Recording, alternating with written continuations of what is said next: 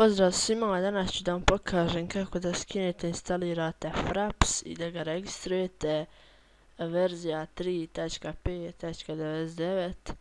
Kliknete ovdje, skinete instalaciju i kliknete ovdje na download i skinete registraciju.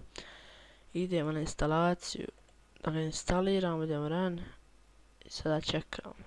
Idemo agree, next, install. I sad čekamo nedugo. Idemo na close. I sada ćemo da ga registrujemo. Ja ću ga ponovno da ga skinem da ne ulazi u my documents.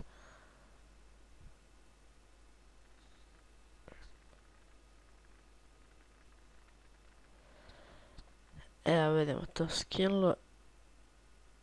I sada uđemo ovdje. Idemo run.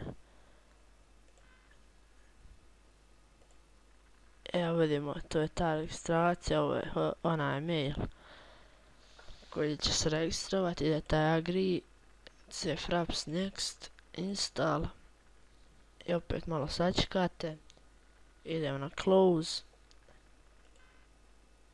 I eto vidimo, instalirali smo Fraps i registrovali smo ga, sada da uđemo.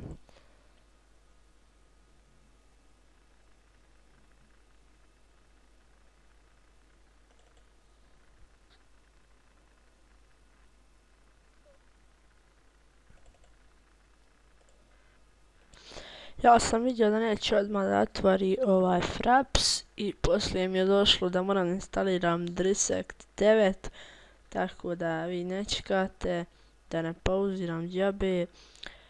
To je to, hvala što gledali ovaj tutorial. Ja sam se registrovao da bi mogli da snimate više od 30 sekundi i tako dalje, i to je to.